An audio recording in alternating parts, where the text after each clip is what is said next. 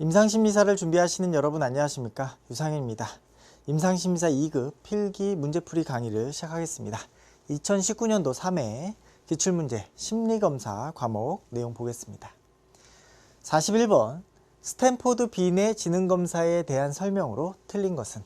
스탠포드 비내 지능검사는 비내 시몬 검사를 이제 터만 교수가 스탠포드에 있는 터만 교수가 업그레이드한 그런 내용이다. 이렇게 이제 이해하시면 되겠고요.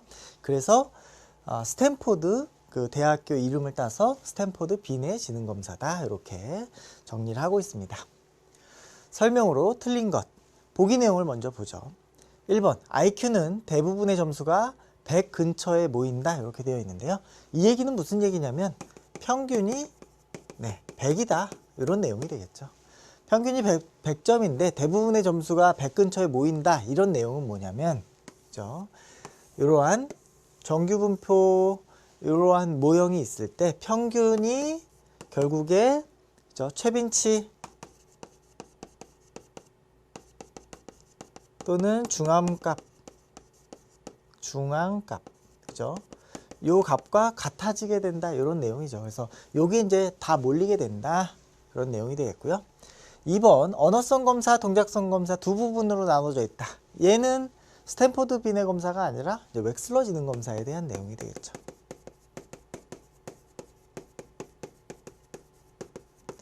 그래서 여러분들이 아마 이제 요 내용들은 분명히 쉽게 변별하실 수가 있을 것 같습니다. 그래서 41번의 정답 2번이 되겠고요. 계속해서 보기 내용 보면서 추가적으로 좀 내용들 살펴보죠. 3번 언어 추리, 추상적, 시각적 추리, 양 추리, 단어 기억 영역 요것들을 포함한다. 스탠포드 비내 검사가 요것들을 포함한다는 내용인데요. 이제 정확하게는 5가지 요인이 있다. 요 내용들을 5요인 그죠? 요 5요인을 좀 다시 한번 정리를 해보면 유동적 추리, 그 다음에 지식, 그죠? 그 다음에 양적 추리, 그 다음에 시각적 공간적 처리, 그죠? 시각적 그죠? 시각적 공간적 처리. 그 다음에 단기 기억, 작업 기억이라고 하는데요. 작업 기억, 단기 기억. 이렇게 정리할 수가 있겠다. 그래서 유동적 추리, 지식, 양적 추리, 시각, 공간적 추리가 되겠죠. 처리가 아니라 추리.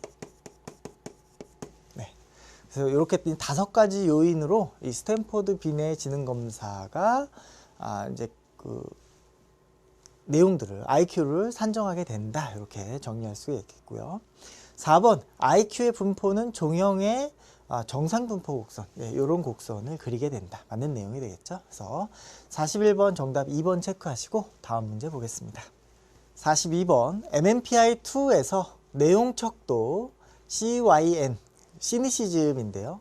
냉소적 태도입니다. 이것은 냉소적 태도.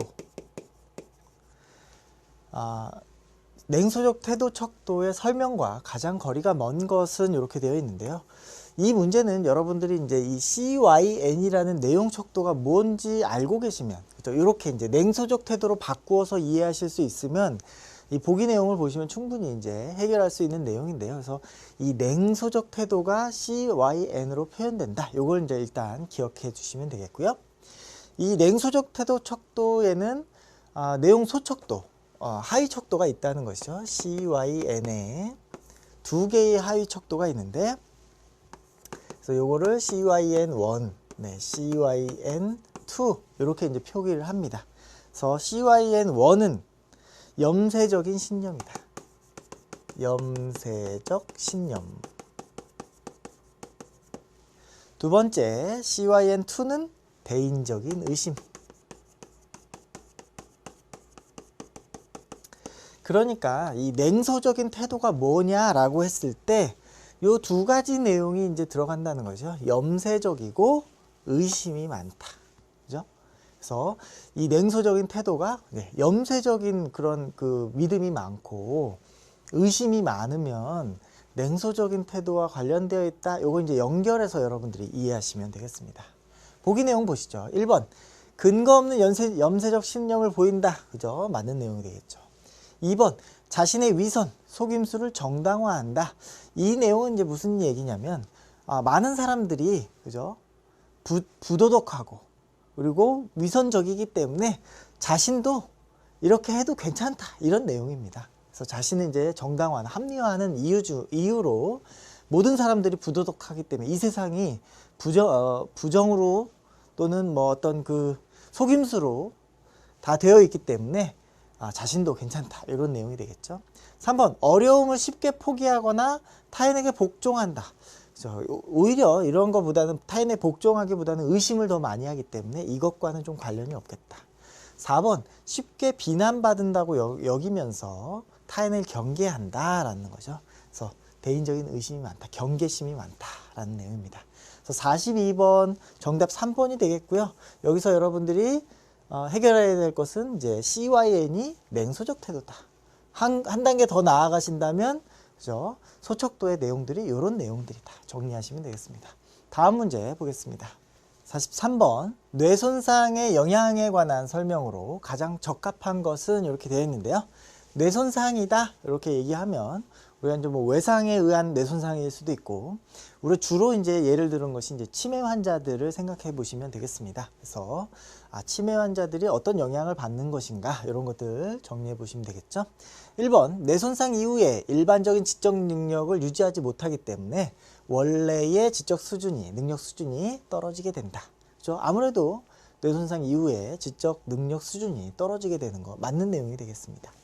2번 의사소통 장애가 있는 모든 뇌손상 환자들이 실어증을 수반한다 이렇게 되어 있는데요. 모든 뇌손상 환자 이렇게 했기 때문에 이제 좀 틀린 내용이 되겠죠. 실어증 수반 모든 뇌손상 환자들이 그런 것은 아니다. 3번 뇌손상이 있는 환자가 복잡한 자극보다는 단순한 자극에 시지각 장애를 보인다. 단순한 자극에 장애를 보이는 것보다는 복잡한 자극이 좀 더 어렵겠죠. 그래서 복잡한 자극에 대한 장애가 나타나는 것이죠. 근데 이러한 이제 그 보기가 나오는 이유는 뇌손상이 아닌 경우에 복잡한 자극의 장애가 아니라 복잡한 자극은 굉장히 잘 문제를 해결하는데 단순한 자극에 문제를 보이는 그러한 경향이 있는 그 정신 질환이 있는 환자들이 있을 수 있겠죠. 예를 들어서 복잡한 자극은 굉장히 잘 해결하지만 단순한 거에 흥미가 없는 그러한 환자들 같은 경우 강박이라든지 또는 어떤 우리가 이제 조현병과 같은 그런 환자들은 복잡한 자극은 잘 해결하는데 단순한 자극을 잘 해결 못하는 그런 경우가 있기 때문에 그것과 이제 대비해서 나온 문장이다 이렇게 보시면 되겠고요. 4번 뇌손상이 있는 환자는 대부분 1차 기억보다 최신 기억을 더 상세하게 기억한다.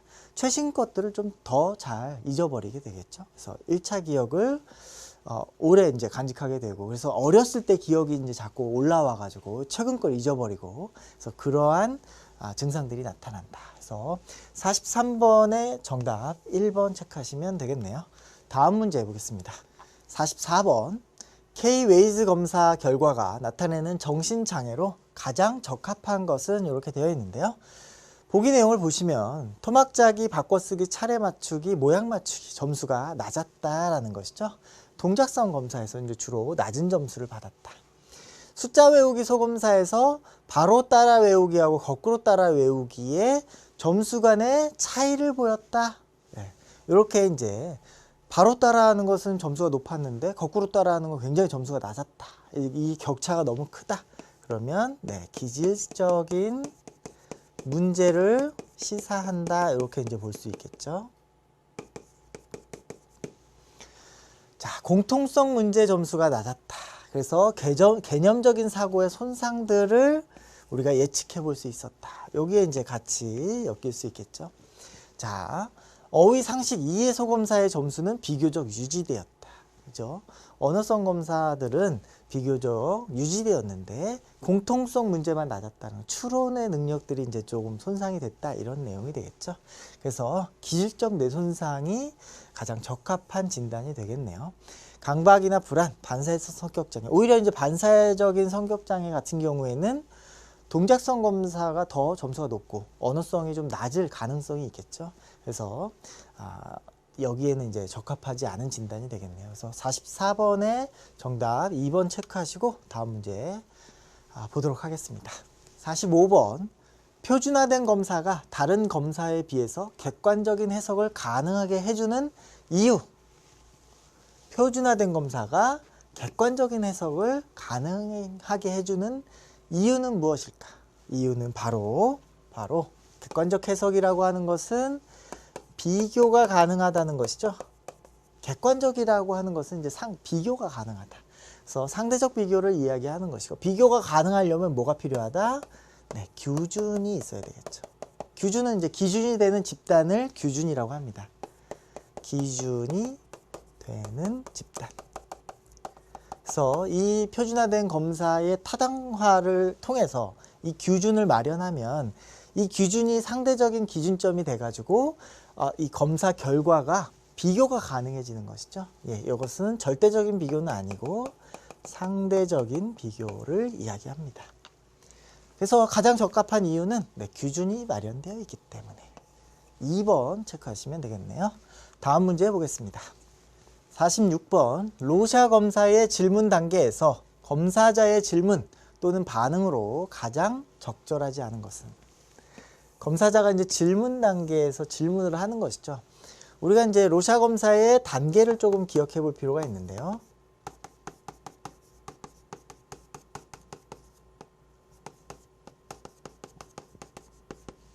뭐 준비 단계 이런 것들을 조금 제외하고, 그렇죠? 처음에 자유현상 단계.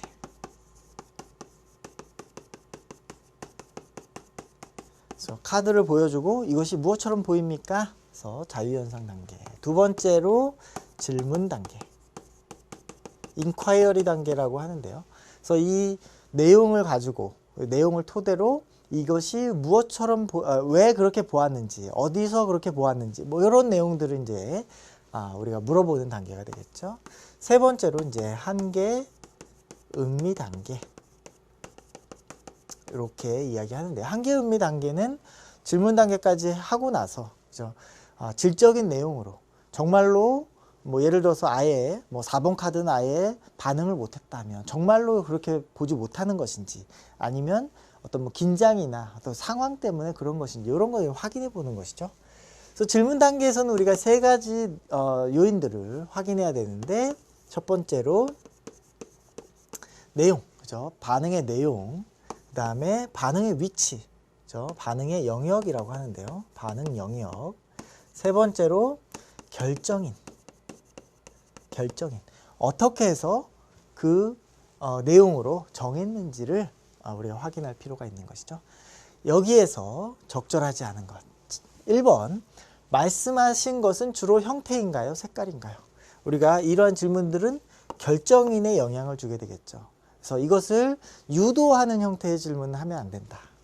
형태인가요? 색깔인가요? 뭐 이런 식으로 물어보지 않는다. 어떻게 해서 보게 되었는지 이런 식으로 이제 물어보게 되겠죠. 그래서 직접적인 질문은 삼가한다. 2번, 당신이 어디를 그렇게 보았는지를 모르겠네요. 어디를 그랬으니까 영역에 관련된 문제가 되겠죠. 그래서 반응 영역을 물어보는 질문이 되겠네요. 3번, 그냥 그렇게 보인다고 하셨는데 어떤 것을 말씀하시는 것인지 조금 더 구체적으로 설명해 주세요. 그죠? 그냥 그렇게 보인다. 어떤 것, 그죠? 어떤 것이니까 내용이 되겠죠. 반응 내용을 물어보는 질문이 되겠습니다. 4번, 그것처럼 보이게 만든 것은 무엇인가요? 이것이 결정인에 관련된 질문이 되겠죠. 그래서 질문 단계에서 하는 질문의 내용들 정리하시면 되겠고요. 46번 정답은 1번이 되겠네요. 다음 문제 해보겠습니다. 47번 MMPI-2에서 46 코드의 대표적인 특성으로 옳은 것은 이렇게 되어 있죠. 4번, 6번 코드 타입. 4번, 6번 코드 타입에 대해서 조금 정리를 할 필요가 있겠는데요. 4번, 6번 코드 타입은 주로 수동 공격형 프로파일, 수동 공격형 프로파일이라는 이름이 이제 붙어 있다. 이렇게 이제 보시면 되겠습니다. 자, 4번, 6번 코드 타입의 특징들 정리를 해보면 만성적인 적대감 그리고 분노가 있다. 만성적인 적대감과 분노가 있다. 그렇지만은 잘 표현되지 않는 그러한 내용이 되겠죠. 두 번째, 투사와 행동화 방어 기제를 선호한다. 투사, 행동화 방어 기제. 그 다음에 세 번째로 충동 통제, 그 다음에 지속적인 노력이 요구되는 과제에서 어려움이 있다.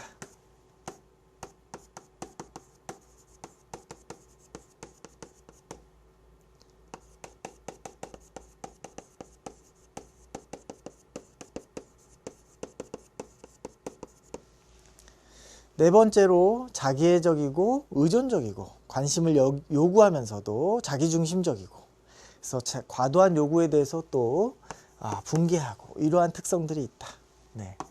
자기애적이면서도 의존적이다. 자기애적이면서도 의존적이라는 의미는 무슨 얘기냐면 굉장히 자기중심적이면서도 관심을 받고 싶어 하는 것이죠. 근데 관심을 받으려면 자기가 다른 사람한테 잘해야 되는데 자기애적이기 때문에 굉장히 이제 다른 사람을 비난하면서 또 자기한테 관심을 주기를 원하는 굉장히 이제 모순적인 그러한 성향을 갖고 있다. 이렇게 이제 볼 수가 있겠고요. 비난에 예민하고 의심이 많고, 그죠?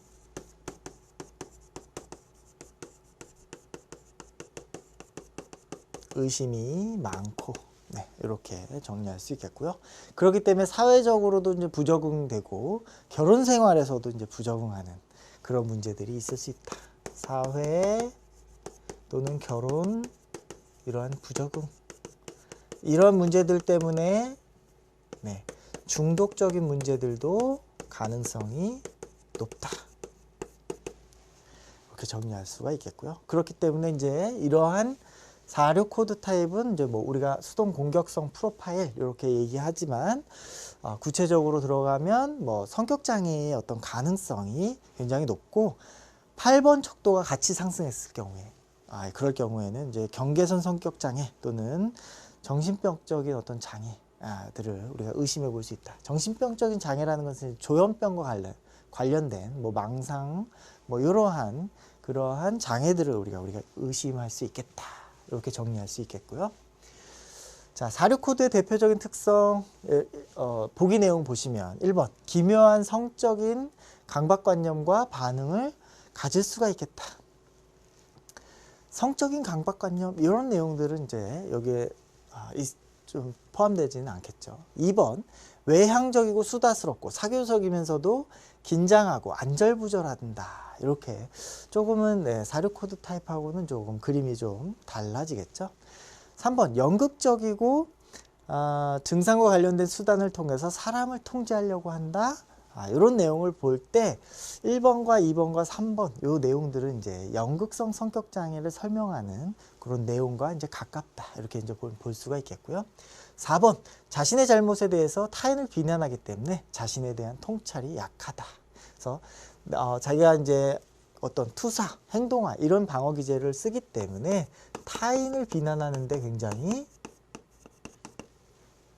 익숙하다. 그렇기 때문에 자신이 다른 사람에게 굉장히 의존적이고 관심을 받고 싶어 하면서도 잘 그것이 안 되는 모순적인 그런 상황에 놓이게 된다라는 것이죠.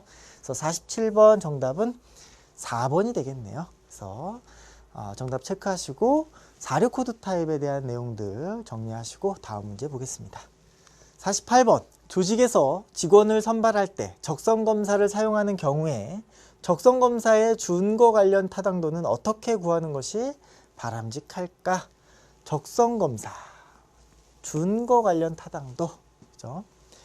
우리가 이제 적성검사라고 하는 것은 그 미래의 직업이 자신에게 맞을 것인지 아닐 것인지를 확인하는 그러한 검사다라고 볼 수 있겠죠. 그래서 준거 관련 타당도를 구해야 된다. 준거 관련 타당도에 대해서 정리를 해볼 필요가 있겠죠.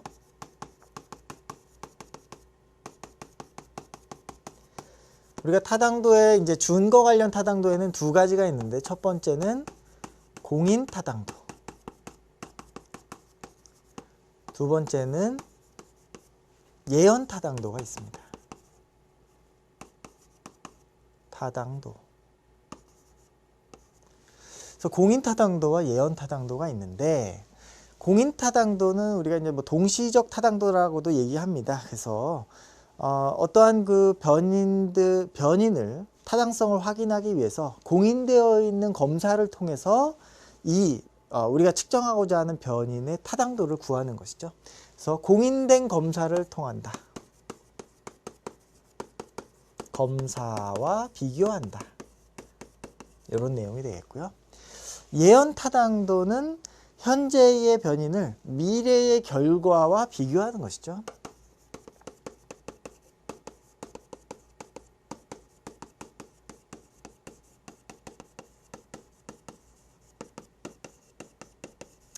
따라서 여기에 있는 준거 관련 타당도라고 하는 것은 이러한 기준점과 비교를 통해서 타당도를 검증하는 것이다, 이렇게 얘기할 수 있겠죠.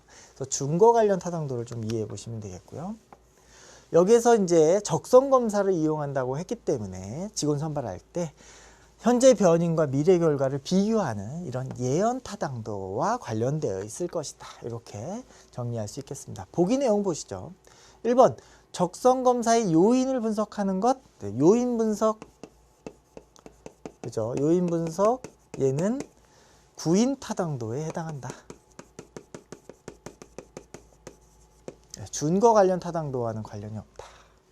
자, 2번 적성 검사와 다른 선발용 검사의 상관을 구한다. 다른 선발용 검사와 상관을 구한다, 이렇게 되어 있죠. 얘는 이제 공인 타당도가 되겠습니다. 3번 적성검사의 내용을 전문가들이 판단하도록 하는 것. 전문가들로 구성되어서 내용을 파악하는 것이기 때문에 내용 타당도이다. 자, 4번 적성검사와 직원이 입사 후에 이들의 직무 점수와의 상관을 구하는 것. 그죠? 미래의 결과가 되겠죠. 얘는 이제 예언 타당도. 그래서 여기에서 이제 가장 적절한 것은 4번이 되겠네요. 그래서 48번 정답 4번 체크하시고 다음 문제 보겠습니다. 49번 MMPI2에서 임상척도의 중요성을 평가할 때 고려할 사항과 가장 거리가 먼 것, 이렇게 되어 있는데요. 임상척도 중요성 평가할 때 고려할 사항, 그죠? 거리가 먼 것. 보기 내용을 보겠습니다. 1번 전체 프로파일 해석에서 타당도 척도보다 임상 척도를 먼저 해석한다. 그렇지는 않죠. 우리가 이제 타당도 척도를 먼저 해석하는 것은 이 프로파일이 임상 척도 해석을 해도 되는지 안 되는지를 확인하기 위해서 하는 것이기 때문에 먼저 타당도 척도를 확인해야 임상 척도를 확인하는 것이 의미가 있겠죠. 그래서 먼저 해석하는 것이 아니다. 틀렸다. 타당도 척도를 좀 먼저 보는 게 좋겠다. 2번 정신병리에 대해서 임상척도와 소척도를 함께 살펴봐야 한다. 그죠? 임상척도 그리고 임상척도의 소척도를 같이 보는 것이 좋겠다. 맞는 내용이 되겠습니다. 3번 정신병리를 측정하는 내용척도 및 소척도, 내용소척도와도 비교해야 된다. 맞는 내용이 되겠죠. 그래서 요것들은 이제 왜 이렇게 같이 보느냐 하면, 우리가 이 MMPI에서의 임상척도가 굉장히 변별타당도나 수렴타당도가 낮다는 것이죠. 근데 중복되는 문항들이 많다. 겹치는 문항들이. 그렇기 때문에 이것들의 변별을 위해서, 변별력을 높이기 위해서 이러한 특수척도들을 만들었고, 이런 특수척도들하고 비교하면서 이 내담자의 성격적인 특성을 파악하는 것이 중요하다라고 보는 겁니다. 그래서 이런 내용들을 비교해서 평가하는 것 정리하시면 되겠고요. 4번 연령이나 성별과 같은 인구 통계학적인 변인들과 임상 척도들 사이의 관계를 고려해야 한다. 그렇죠? 연령, 성별과 같은 인구 통계학적인 변인, 그 다음에 임상 척도들을 고려해야 된다. 맞는 내용이 되겠죠. 그래서 기본적인 인구 통계학적인 변인들을 확인하고 그런 내용들이 사실은 임상 척도를 확인할 때 사용되는 기준 집단에 이미 좀 포함되어 있다. 이렇게 볼 수도 있겠죠.